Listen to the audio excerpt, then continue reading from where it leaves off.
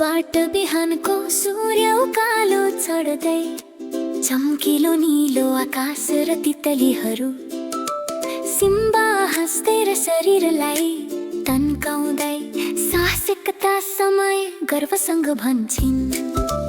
एक पंख फडफडायो, एक चिरपा के आवाज हो, सानो पक्षी आकाशसम्म पुग्न सक्दैनन्। सिम्बा चकित भएर भन्छन्, चिन्ता नगर्नुहोस् साथीहरू, मैले तपाईलाई उड्न मद्दत गर्नेछु।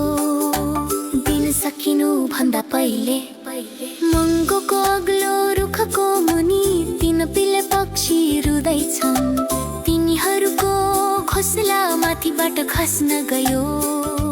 सिम्बा चिच्याउँदै भन्छन्, हामी यसलाई रोक्छौँ। उनी आफ्नो नर्म पन्जाबाट घोसला बनाउँछिन्, अङ्गालु समेटेर ठिक त्यस्तै बिना रोक। पंख तयार, पंख सुदृढ सँग पक्रिएका, हामी सँगै उड्नेछौँ आकाशतर्फ। सानो पक्षीहरूलाई उड्न मद्दत गरौँ र सिम्बाको दयाले दिन बचाउँछ। साहस, हाँसो र साँचो दिलको साथ केही पनि छैन जसलाई साहसी दिलहरूले गर्न सक्दैन।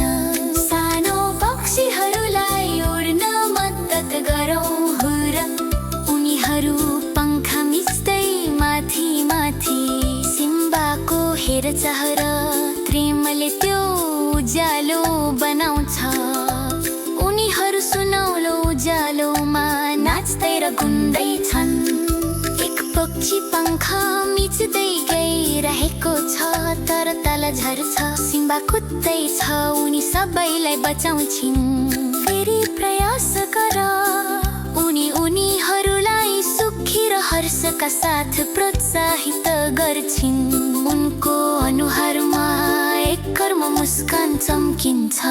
छुछु पात ल्याएर एक सानो स्लाइड बनाउँछ।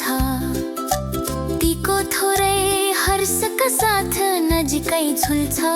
तयार, सेट, ग, सिम्बा भन्छन्। सानो पक्षीहरू झरनाहरूको माथि फिस्लन्छन्।